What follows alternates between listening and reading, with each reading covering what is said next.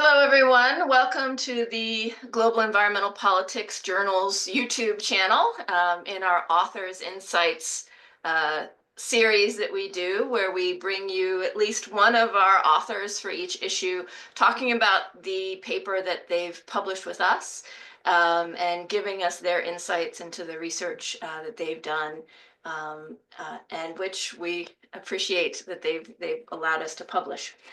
So I'm here with Nguyen Huynh, who is the Assistant Professor of International Relations at the Hitotsubashi Institute for Advanced Study at the Hitotsubashi University in Tokyo.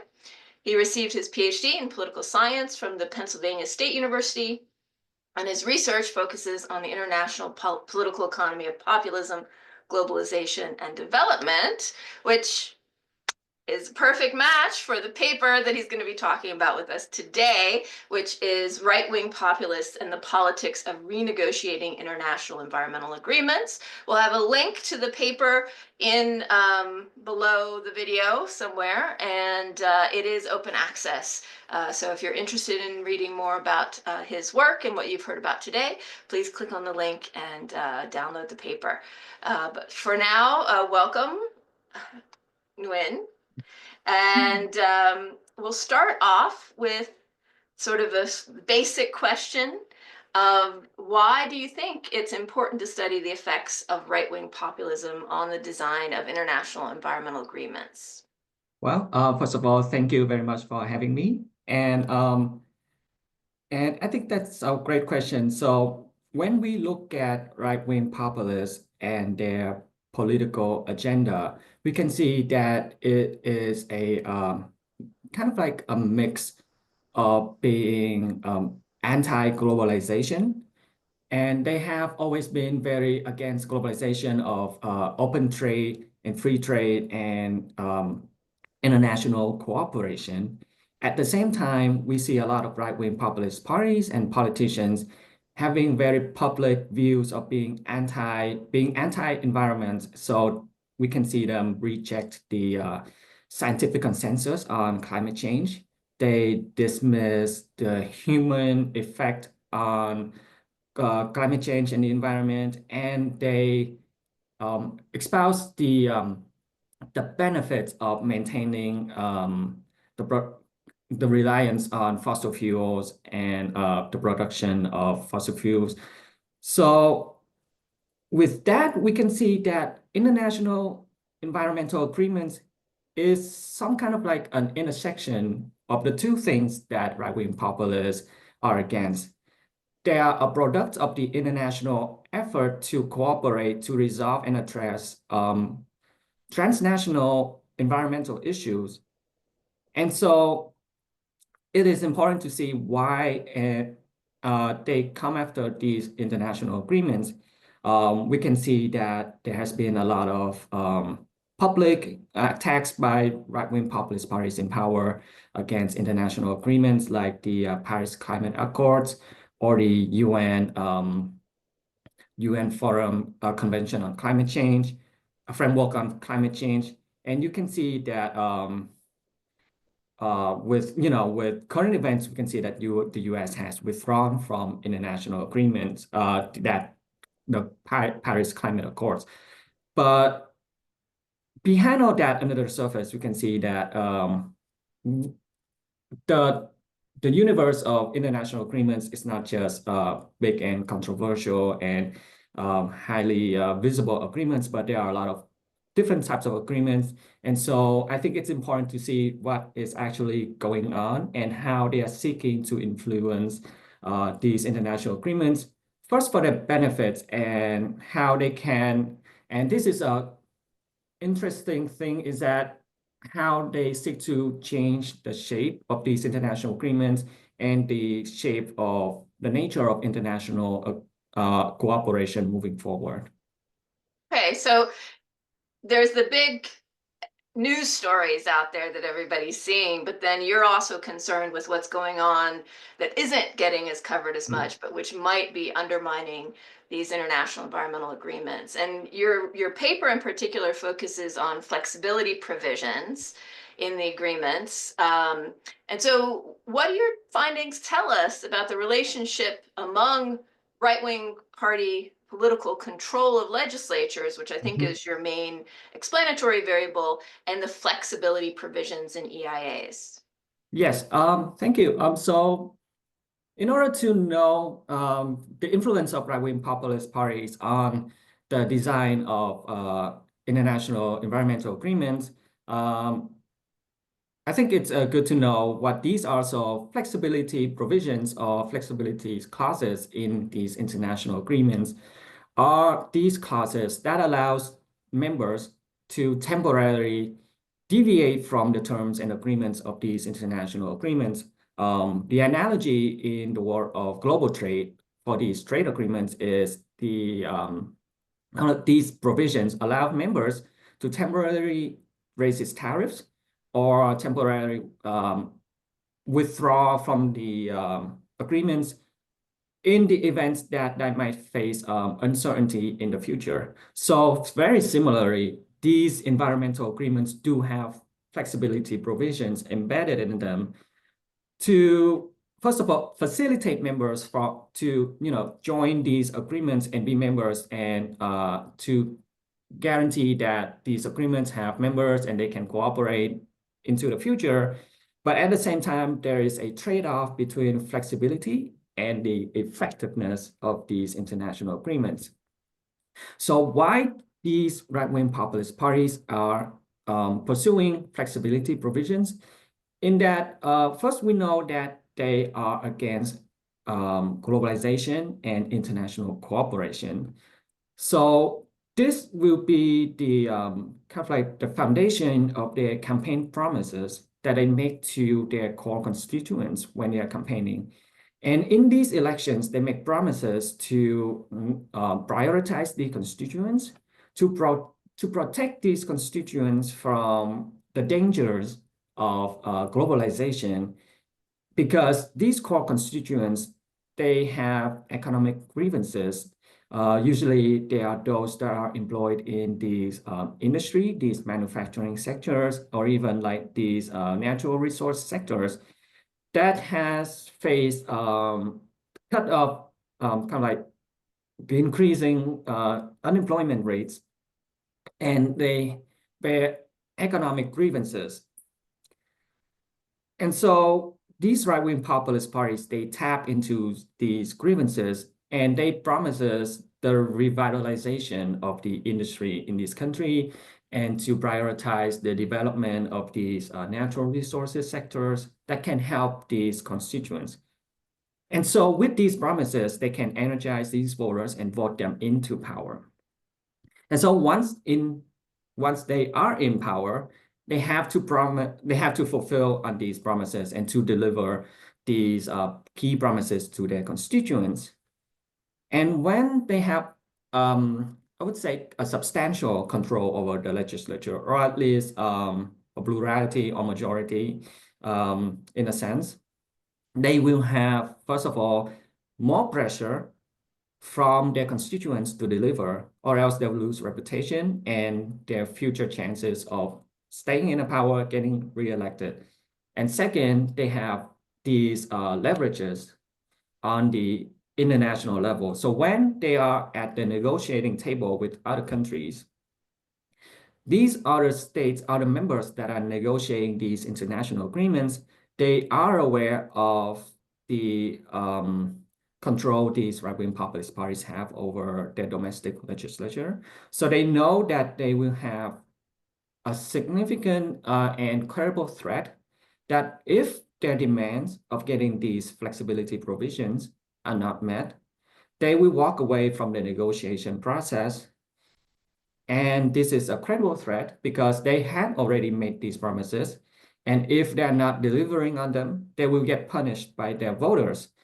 So their demands are credible. And at the same time, if their demands are made, these concessions, these flexibility provisions are made, these right-wing populist parties can also guarantee other members that are negotiating these international agreements that they can effectively ratify and sign these agreements without any obstructions, basically, only if these, concessions and flexibility provisions are guaranteed. So if they can negotiate these flexibility provisions successfully, they can claim those as political successes on the national level, and they can be rewarded by the voters. So by theory, it kind of so the core of the theory is emphasizing on how domestic pressure and domestic how these right-wing populist parties rely on their domestic power, their control over the legislature, and can turn that into the leverage on the international level. Okay, and what did you, so that makes a lot of sense to me from an IR standpoint. On the one hand, you have domestic pressure to do things. On the other hand, you have a credible threat that you're going to defect if you don't get your way.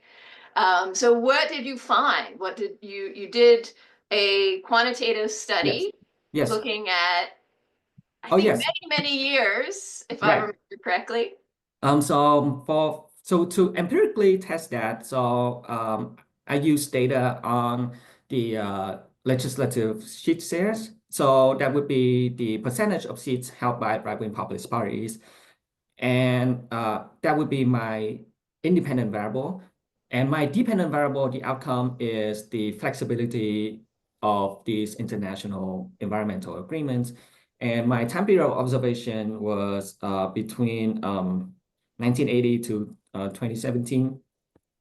So within that time period, I found good evidence and a significant relationship between the seat shares held by right-wing populist parties and these flexibility provisions embedded in these international environmental agreements.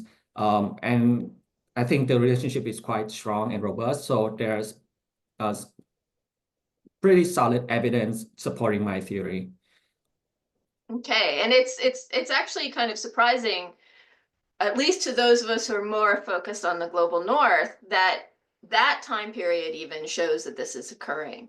Oh, yes. We think of the rise of populism as being more recent, but you're finding it from decades in the past as well. Yes. Oh, and another key thing in my research design is that I'm focusing not just in the global north, but I'm also expanding my observations to all democracies. So that's including developing country democracies. I think that's important that to acknowledge that right-wing populism is not a phenomenon that's just kind of like exclusive to the global north or countries in Western Europe, but also we are seeing them in developing countries as well. So I expanded my observations to basically all democracies in that period. And also populism, especially right-wing populism, although we are seeing rising and researching and winning elections and gaining a lot of attention, but they're not that new. They have always been very kind of like, I'm not saying prominent, but have always been active politically since at least the 1980s. Yeah, and do you have an example of a specific instance that you could share, like a case, like a very short story about how you see the causal mechanism that Yes. is behind these quantitative results? Yes. Yeah. I think one solid case, and I do mention this in the paper, is so the BJP party in India. So under the leadership of Modi, who's currently the Prime Minister of India, in the process of negotiating the Paris Climate Accord in the period of 2015, 2016, the party, although on the surface, it's claiming to be very pro-environment and it's supporting efforts towards climate change, but but on the other hand, we see that the BJP party is really criticizing international efforts to combat climate change, and it's directly criticizing the UNFCCC, and it's claiming that it's hurting the industry of India uh, by burdening them with unreasonable mandates, environmental mandates that are hurting the growth of India, the industrialization and the development of the Indian industry. And at the same time, it's directly undermining the sovereignty of India. So this is really, resonating with the voters that the agenda of the right-wing populist party, the BJP, is trying to send out a message that is prioritizing the economy of India first. So in the media, in Indian media, especially those affiliated with the BJP, they are saying out these messages, and they are really highlighting their efforts to subsidize the coal industry, to promise these employment opportunities for the Indian people. So they're really sending out the message of being not being much anti, but being critical of these international agreements.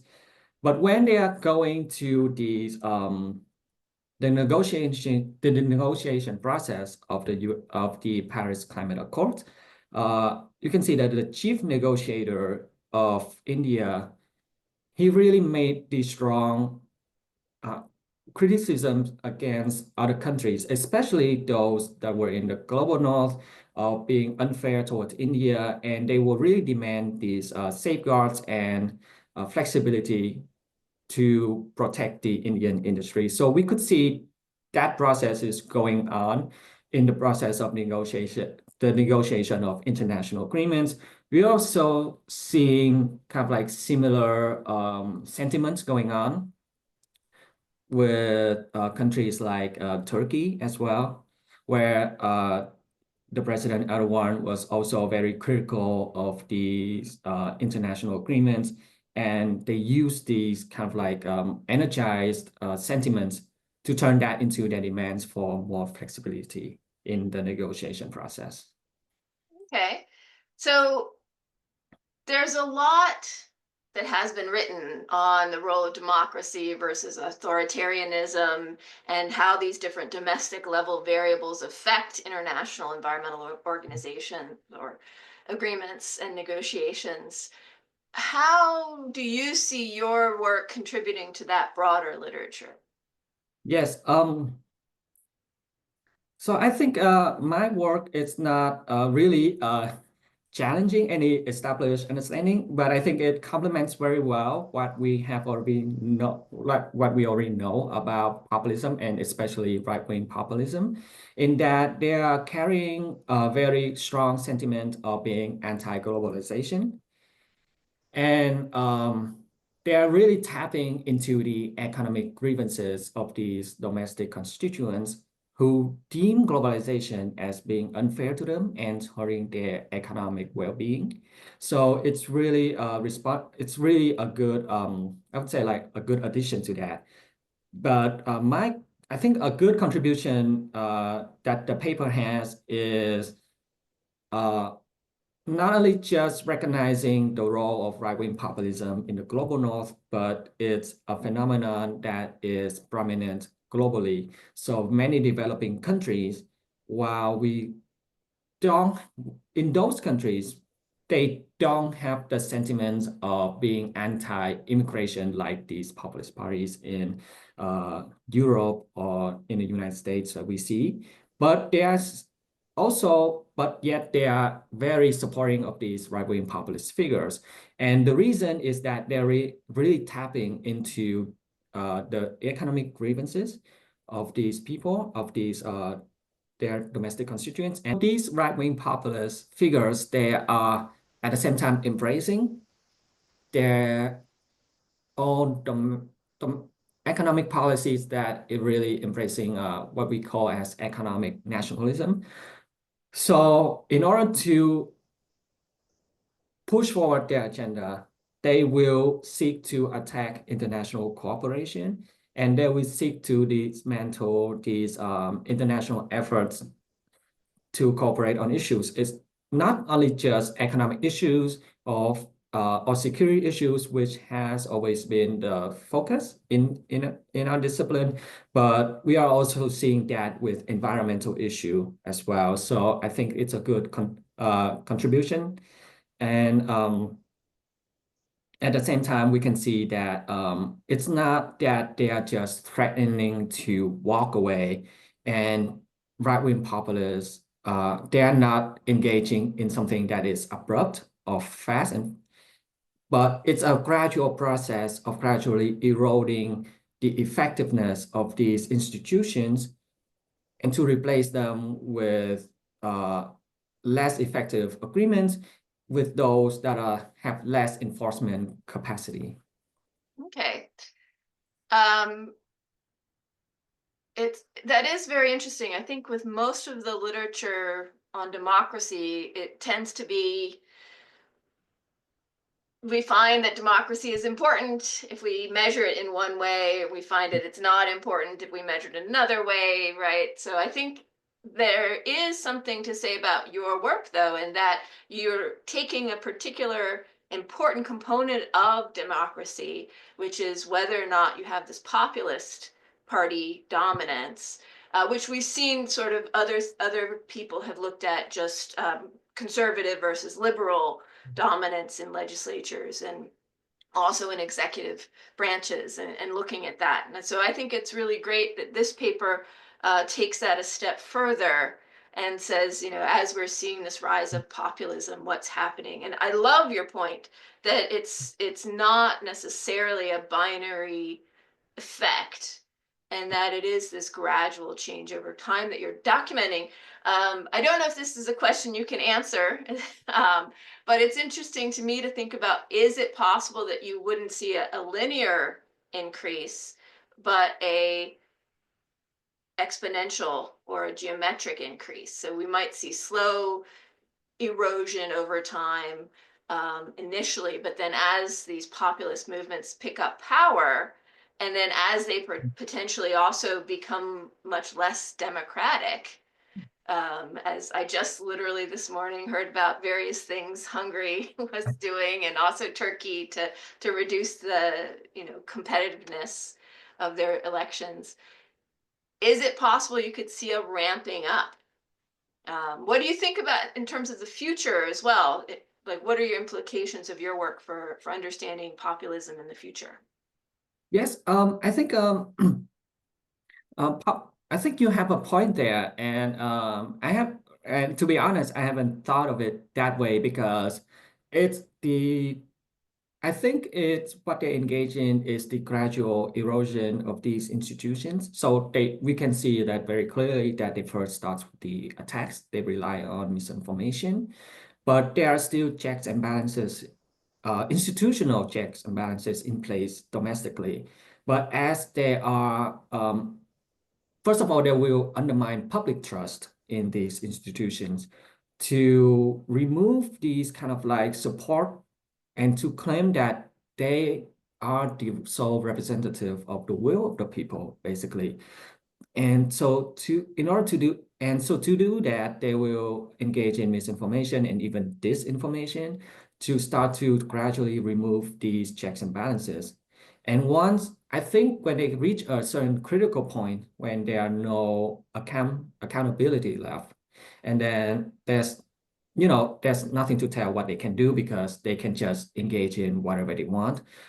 There are no checks and balances left to keep them in place. So they will just engage in whatever behavior, and they'll start to replace these institutions with those that they deem are more effective tools to govern and to stay in power. So I think that will be a critical point when these actors will engage in a kind of like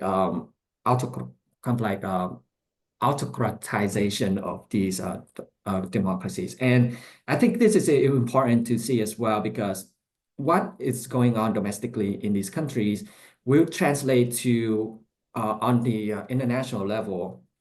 a more a shift from conducting international relations based on trust and mutual assurance to distrust, because there's more unpredictability going on forward in the future, and the ability to guarantee promises in the long run is going to be cut basically. And countries are now going to be less willing and more reluctant to basically believe or trust the words these figures say. And from this as from this aspect, then I think it's gonna be spilling over to other things on the security arena. We can see that these alliances are gonna be shaky moving forward, and economically, we can see that patterns of international trades we are moving from the world of not basically lower barriers, free trade flows, to a world where there's tariffs and trade wars, and it's gonna affect international investment as well. So these are gonna be sorely affected in the future. We haven't seen that as severely in the past, say 5 or 6 years, but in the past, with the recent years and with the events going on, we are kind of like seeing the rise of it. And as you mentioned, it's kind of like becoming quite exponential. Yeah. And it's interesting to me, though, to think now back to, say, the Cold War, when environmental agreements were seen as the place where cooperation could occur, right? Yes. And so I wonder if we go into this next stage of international conflict, really, and sort of these very hard lines about who is able or willing to cooperate with whom, whether environmental agreements would be able to continue or to serve that kind of role again, or if it's really they've been undermined so much and there's so much backlash against them, especially among these populist parties that you study, that there would have to be sort of a new area of rapprochement if we ever are to come past this. It would be interesting to see. But before I let you go, I did want to talk to you about the data that you used, because obviously there's plenty of room for further study on this topic. So you collected a lot of your own data, especially on the representation of the populists in the legislatures, which I'm sure was a very heavy lift. But you also used Mitchell's IEA database, the International Environmental Agreements database, that I think most people who know GEP are familiar with. But if you're not, there's an article that came out in 2020 that describes it, as well as the flexibility index that was developed by Morin et al., and which is also published in GEP for 2022. So I thought I would ask to wrap this up on a slightly less depressing note. What did you think of using those databases, and do you have ideas for how you might be wanting to use them again in the future? Right. So these data sources were extremely crucial to my study, because Mitchell's et al. Mitchell's data on IEAs is very comprehensive. It covers pretty much all international environmental agreements since as early as the early 1900s. So, and it's constantly updated. So it's still updated to now. So we can still see environmental agreements in 2024. So it is an invaluable source for anyone studying international environmental agreements. And it's open and publicly available online. So you can just look it up and then download it. So it's very accessible.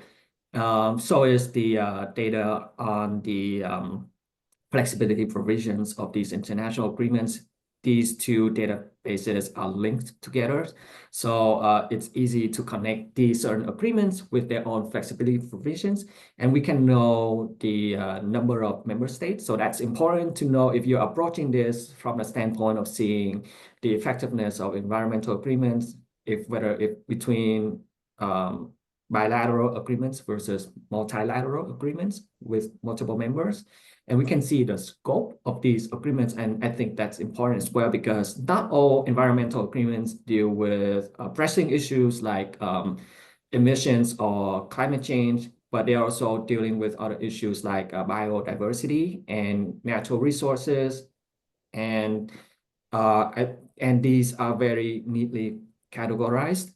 And I think that's a very important aspect of international agreements that we should focus on as well. And we can see the text of the agreements, and we can study them to understand like where these flexibility provisions come from, where in the text. And I think these are all coded very neatly. And it's thanks to the data that we can see that another thing that you just mentioned about the future of international agreements. And I think that's important to know because it's constantly updated. So we can see that international agreements, they're not completely stopped, because the countries, they are still engaging in cooperation and still signing new agreements. But then we have to look carefully into the nature of these agreements and the design. We can see that, first of all, that they are going to be, their scope is going to be more narrow, so that it's more easily managed between the members. And second, the flexibility of these provisions are going to be much more. So they're going to be flexible moving forward. So the big question is that whether they'll be going to be as effective in addressing these environmental issues.